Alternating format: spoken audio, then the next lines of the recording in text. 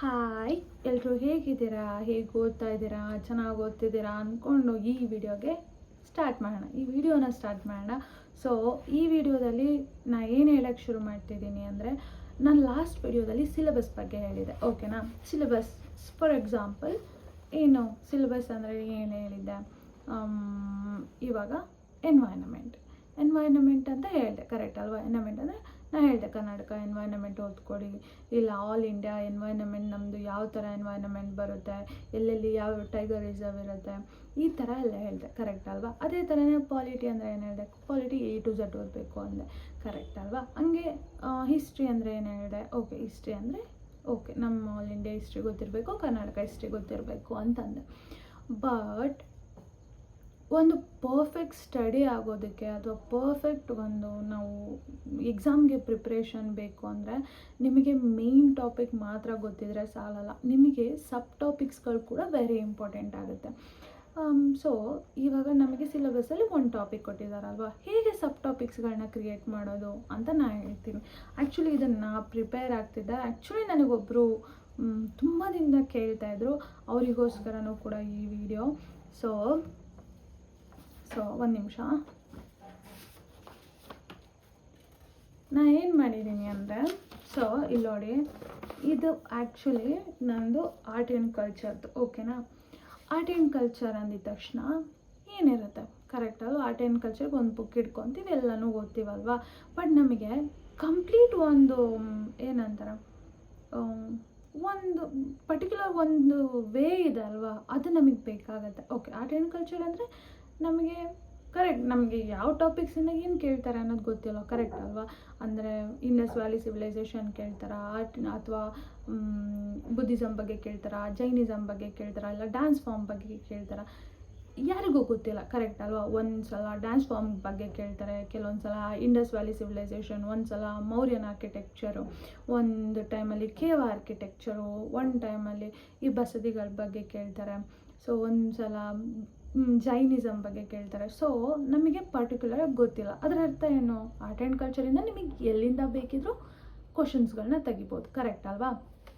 So ಇವಾಗ art and ಕಲ್ಚರ್ಗೆ ನಾನೊಂದು book ಇಟ್ಟಿದ್ದೀನಿ, ನಾನು ಓದ್ಕೊಂಡು ಹೋಗ್ತೀನಿ ಅಷ್ಟೇ. ಹಂಗೆ ಅಂದ್ಕೊಂಡ್ರೆ ನಿಮ್ಮದು ಪ್ರಾಪರ್ ಸ್ಟಡಿ ಆಗ್ತಿಲ್ಲ ಅಂತ ಅದರ ಅರ್ಥ. ಸೊ ನೀವೇನು ಮಾಡಬೇಕು ಅಂದರೆ, ಫಸ್ಟು ಮೇನ್ ಟಾಪಿಕ್ನ ಬರ್ಕೊಳ್ಳಿ. ಓಕೆನಾ? ಮೇನ್ ಟಾಪಿಕ್ ಇದು ಕರೆಂಟ್ ಅಫೇರ್ಸ್ಗೆ ಅಷ್ಟು ವರ್ಕ್ ಆಗೋಲ್ಲ, ಬಟ್ ಕೋರ್ ಸಬ್ಜೆಕ್ಟ್ಸ್ಗಳಿಗೆ ಎಲ್ಲದಕ್ಕೂ ವರ್ಕ್ ಆಗುತ್ತೆ. ಕರೆಂಟ್ ಅಫೇರ್ಸ್ ನೀವು ಆಲ್ಮೋಸ್ಟ್ ಎಲ್ಲ ಇಂಪಾರ್ಟೆಂಟ್ ಈವೆಂಟ್ಸ್ಗಳು ಯಾವ್ದು ನಡೆದಿದೆಯೋ ಅದೆಲ್ಲ ಗೊತ್ತಿರಬೇಕು ನಿಮಗೆ. ಸೊ ಮೇನ್ ಟಾಪಿಕ್ ಒಂದು ಬರ್ಕೊಳ್ಳಿ. ಓಕೆನಾ? ಫಾರ್ ಎಕ್ಸಾಂಪಲ್ ನಾ ಇಲ್ಲಿ ಒಂದು ಬರ್ದಿರೋದನ್ನ ಹೇಳ್ತೀನಿ, ಆಯ್ತಾ? ತುಂಬ ಹಳೆಯದು, ಆರ್ಟ್ ಆ್ಯಂಡ್ ಆರ್ಕಿಟೆಕ್ಚರ್. ಓಕೆನಾ? ಆರ್ಟ್ ಆ್ಯಂಡ್ ಆರ್ಕಿಟೆಕ್ಚರಲ್ಲಿ ಏನೇನು ಬರುತ್ತೆ ಒಂದೊಂದೇ ಪಾಯಿಂಟ್ಗಳು ಬರ್ಕೊಂಡು ಹೋಗ್ತೀನಿ. ಇವಾಗ ಆರ್ಟ್ ಆ್ಯಂಡ್ ಕಲ್ಚರ್ ಆಯಿತು. ಆರ್ಟ್ ಆ್ಯಂಡ್ ಕಲ್ಚರಲ್ಲಿ ಯಾವ್ಯಾವ ಸಬ್ ಟಾಪಿಕ್ಸ್ಗಳು ಬರುತ್ತೆ ಕೇಳಿಸ್ಕೊಳ್ಳಿ. ಬುದ್ಧಿಸಮ್, ಜೈನಿಸಮ್, ಆಮೇಲೆ ಭಕ್ತಿ ಸೈನ್ಸಲ್ಲಿ ನಮಗೆಲ್ಲರೂ ಬರ್ತಾರೆ. ಯಾರು? ಗುರುನಾನಕ್, ತ್ಯಾಗರಾಜ್, ಎಲ್ಲರೂ. ಓಕೆನಾ? Then mural paintings, then dance forms, then classical languages, then temple architecture, Indus valley civilisation, complete A to Z ನಾನೇನು ಮಾಡಿದ್ದೀನಿ ಅಂದರೆ ಮಾರ್ಷಲ್ ಆರ್ಟ್ಸ್ ಎಲ್ಲನೂ ಏನು ಮಾಡಿದ್ದೀನಿ ಅಂದರೆ ಪಾಯಿಂಟ್ಸ್ ಮಾಡ್ಕೊಂಡು ಹೋಗಿದ್ದೀನಿ. ಓಕೆನಾ? ಫಾರ್ ಎಕ್ಸಾಂಪಲ್ ಇವಾಗ ಆರ್ಟ್ ಆ್ಯಂಡ್ ಆರ್ಕಿಟೆಕ್ಚರ್ ನಾವು ಓದ್ತಿದ್ದೀನಿ, ನಾನು ಒಂದೊಂದೇ ಸಬ್ ಟಾಪಿಕ್ಸ್ಗಳನ್ನ ಬರ್ಕೊತೀನಿ. ಹೇಗೆ? ಫಸ್ಟ್ ಏನು? ಇಂಡಸ್ ವ್ಯಾಲಿ ಸಿವಿಲೈಸೇಷನ್, ಆಮೇಲೆ ಏನು? ಮೌರ್ಯನ್ ಆರ್ಕಿಟೆಕ್ಚರ್, ಆಮೇಲೇನು? ಮೇ ಬಿ ಅಷ್ಟೊತ್ತಿಗೆ ಬ್ರಿಟಿಷ್ ಅವ್ರು ಬಂದಿದ್ರು, ಇಲ್ಲ ಕೇವ್ ಆರ್ಕಿಟೆಕ್ಚರ್, ಅದಾದಮೇಲೆ ಬುದ್ಧಿಸಮ್, ಜೈನಿಸಮ್, ಪೇಂಟಿಂಗ್ಸ್, ಆಮೇಲೆ ಡ್ಯಾನ್ಸ್ ಫಾರ್ಮ್ಸ್, ಮ್ಯೂಸಿಕ್, ಆಮೇಲೆ ವರ್ಲ್ಡ್ ಹೆರಿಟೇಜ್ ಸೈಟ್ಸ್, ಕರೆಕ್ಟ್ ಅಲ್ವಾ? ಈ ಥರ ಸುಮಾರು ಟಾಪಿಕ್ಸ್ಗಳಿದ್ದಾವೆ, ಕರೆಕ್ಟ್ ಅಲ್ವಾ? ಆ ಎಲ್ಲ ಟಾಪಿಕ್ಸ್ಗಳನ್ನ ನಾನು ಫಸ್ಟು ಒಂದು ಫಾರ್ ಎಕ್ಸಾಂಪಲ್ ಏನು ಮಾಡ್ತೀರಾ, ನಿಮ್ಗೆ ಆರ್ಟ್ ಆ್ಯಂಡ್ ಆರ್ಕಿಟೆಕ್ಚರ್ಗೆ ಒಂದು ಸಬ್ಜೆಕ್ಟ್ ಇಟ್ಟಿರ್ತೀರ, ಆಯಿತಾ? ಒಂದು ಬುಕ್ ಇಟ್ಟಿರ್ತಾರೆ. ನೀವೇನು ಮಾಡಿ, ಫಸ್ಟ್ ಪೇಜಲ್ಲಿ ಹೆಡ್ಲೈನ್ ಹಾಕ್ಕೊಂಡು ಸಬ್ ಟಾಪಿಕ್ಸ್ಗಳನ್ನ ಬರ್ಕೊಳ್ಳಿ. ಓಕೆನಾ? ಇವತ್ತು ಕೂತ್ಕೊಂಡು ಓದ್ತೀರಾ ಅಂದರೆ ಓಕೆ, ಇವತ್ತು ನಾನು ಒಂದು ಸಬ್ ಟಾಪಿಕ್ ಮುಗಿಸ್ತೀನಿ, ಇಲ್ಲ 2 ಸಬ್ ಟಾಪಿಕ್ನ ಮುಗಿಸ್ಕೊತೀನಿ. ಆವಾಗ ಏನಾಗುತ್ತೆ ಗೊತ್ತಾ, ನೀವು ಕಂಪ್ಲೀಟಾಗಿ ಆರ್ಟ್ ಆ್ಯಂಡ್ ಆರ್ಕಿಟೆಕ್ಚರ್ ಮುಗಿಸೋ ಅಷ್ಟೊತ್ತಿಗೆ ಇಡೀ ಬುಕ್ನ ಮುಗಿಸಿರ್ತೀರ, ನಿಮಗೆ ಗೊತ್ತಿರ್ತಲ್ಲ.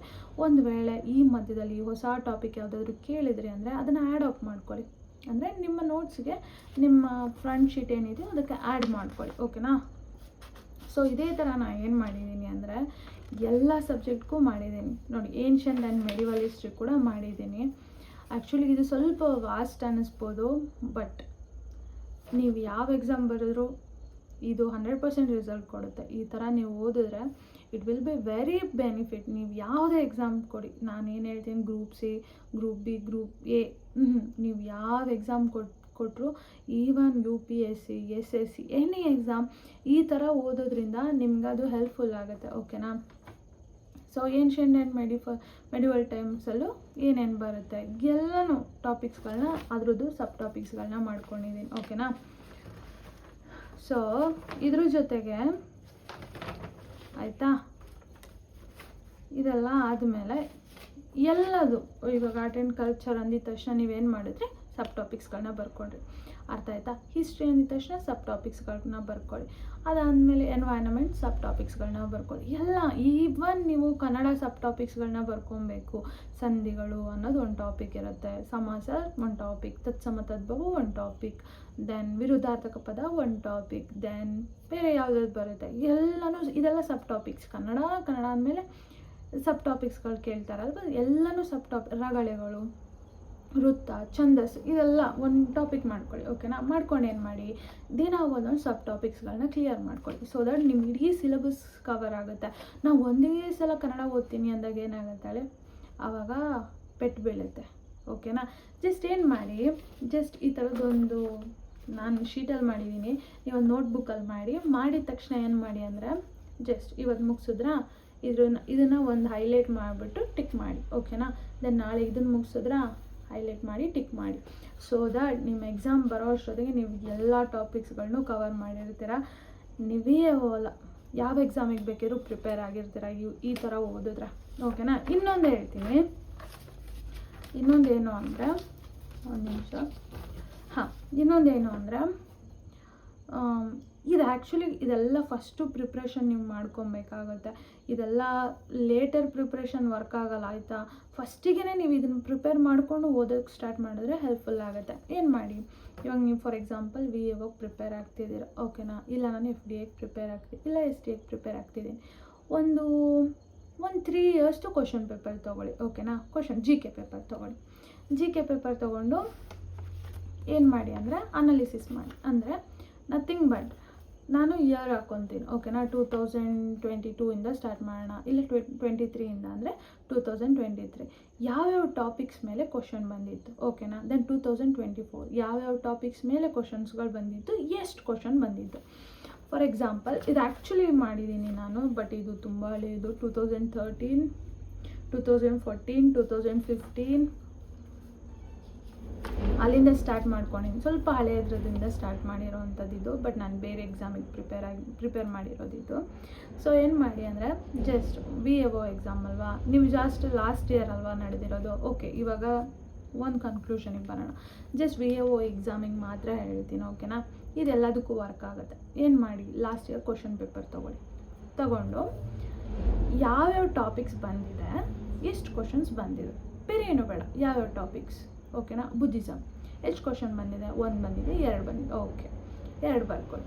ಓಕೆ. ಫಂಡಮೆಂಟಲ್ ರೈಟ್ಸ್ ಎಷ್ಟು ಕ್ವಶನ್ ಬಂದಿದೆ, 1 ಕ್ವಶನ್, ಓಕೆ.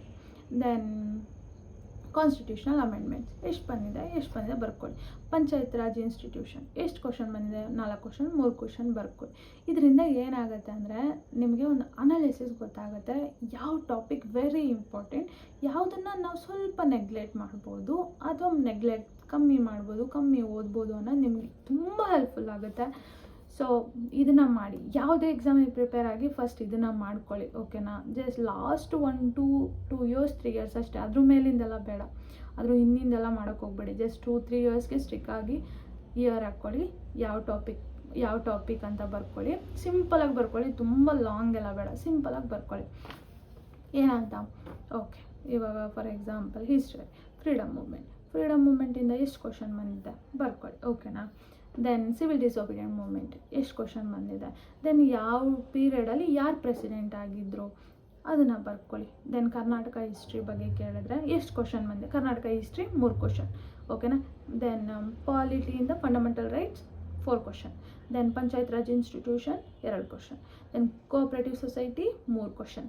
ಸೊ ಈ ಥರ ಏನು ಮಾಡಿ ಅಂದರೆ ಡಿವೈಡ್ ಮಾಡ್ಕೊಳ್ಳಿ, so that it will be very helpful. ಇವಾಗ ಅರ್ಥ ಆಯ್ತಾ ಸಬ್ ಟಾಪಿಕ್ ಮಾಡೋದು ಏನು ಅಂತ ಇನ್ನೊಂದು ಸಲ ಹೇಳ್ತೀನಿ.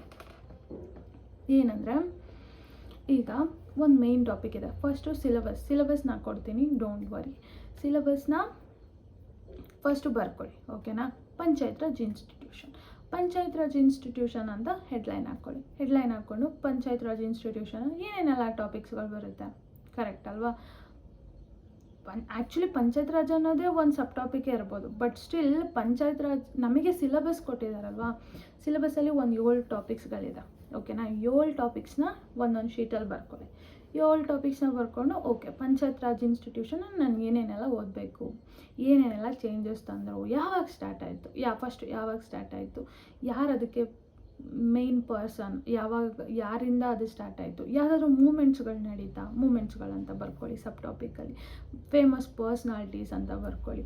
ಆಮೇಲೆ ಇಯರು, ಇಂಪಾರ್ಟೆಂಟ್ ಡೇಟ್ಸ್ಗಳಿದ್ರೆ ಡೇಟ್ಸ್ಗಳನ್ನ ಬರ್ಕೊಳ್ಳಿ. ದೆನ್ ಏನಾದರೂ ಆರ್ಟಿಕಲ್ಸ್ಗಳು, ವೆರಿ ಇಂಪಾರ್ಟೆಂಟ್ ಆರ್ಟಿಕಲ್ಸ್ಗಳು ಬರ್ಕೊಳ್ಳಿ. ದೆನ್ ಇದಾದಮೇಲೆ ಯಾವುದಾದ್ರೂ ಏನಂತಾರೆ ಸೆಷನ್ಸ್ಗಳು ನಡೆಯುತ್ತಾ, ಅದಕ್ಕೋಸ್ಕರ ಈ ಥರ ಮೀಟಿಂಗ್ಸ್ಗಳು ನಡೆಯುತ್ತಾ, ಈ ಥರ ಏನಾದರೆ ಅದನ್ನು ಬರ್ಕೊಳ್ಳಿ. ಸೊ ಎಲ್ಲ ಟಾಪಿಕ್ಸ್ಗಳಿಗೂ ಸಬ್ ಟಾಪಿಕ್ಸ್ ಮಾಡ್ಕೊಳ್ಳೋದು ಏನಾಗುತ್ತೆ ಅಂದರೆ ಹೆಲ್ಪ್ಫುಲ್ ಆಗುತ್ತೆ. So that at the end of the exam dates ಶುರು ಆಗೋಷ್ಟೊತ್ತಿಗೆ ನೀವು ಎಲ್ಲ ಟಾಪಿಕ್ಸ್ನು ಕವರ್ ಮಾಡಿರ್ತೀರ. ಸೊ ಈ ವಿಡಿಯೋ ಆದಮೇಲೆ ನಾನು MCQ ಹೆಂಗೆ ಅಟೆಂಡ್ ಮಾಡಬೇಕು ಅಂತ ಹೇಳ್ತೀನಿ. ನಾನು ಅಂದ್ಕೊಂಡಿದ್ದೀನಿ ನೆಕ್ಸ್ಟು ದಿನ 30 MCQ ಸಾಲ್ವ್ ಮಾಡೋಣ ಅಂತ ಅಂದ್ಕೊಂಡಿದ್ದೀನಿ. ಅಂದರೆ ನಿಮ್ಮ ಜೊತೆ ಲೈವ್ ಆಗಿ 30 ಕ್ವಶನ್ ಲೈವಿಗೆ ಬಂದುಬಿಟ್ಟು ದಿನ ಒಂದು 30 ಕ್ವಶನ್ಸ್ ಒಟ್ಟಿಗೆ ಸಾಲ್ವ್ ಮಾಡೋಣ ಅಂತ ಅಂದ್ಕೊಂಡಿದ್ದೀನಿ. ಒಂದು ಕನ್ಸಿಸ್ಟೆನ್ಸಿ ಇರುತ್ತೆ, ನೀವು ಎಕ್ಸಾಮ್ ಅಷ್ಟೊತ್ತಿಗೆ ಒಂದು ಪ್ರಿಪೇರ್ ಆಗಿರ್ತೀರಲ್ವಾ. So that it will be very helpful ಆಗಿರುತ್ತೆ ನಿಮಗೆ. 30 ಕ್ವಶನ್ ಸಾಲ್ವ್ ಮಾಡ್ಕೊಂಡೋದ್ರೆ ನಿಮ್ಮ ಎಕ್ಸಾಮ್ ಅಷ್ಟೊತ್ತಿಗೆ ಬೇಕಾದಷ್ಟು MCQಗಳು ಪ್ರಾಕ್ಟೀಸ್ ಆಗಿರುತ್ತೆ. ಬಟ್ ವೀಡಿಯೋದಲ್ಲ, ಜಸ್ಟ್ ಲೈವಲ್ಲಿ ಮಾಡೋಣ ಅಂದ್ಕೊಂಡಿದ್ದೀನಿ. ನೋಡೋಣ ನೀವೇನು ಹೇಳ್ತೀರಾ, ನಿಮ್ಮ ಸಜೆಷನ್ ಹೇಳಿ. I will be happy to your suggestions. So next ವೀಡಿಯೋದಲ್ಲಿ ಮತ್ತೆ ಭೇಟಿ ಆಗೋಣ. ಅಲ್ಲಿ ತನಕ ಲವ್ ಯು ಆಲ್.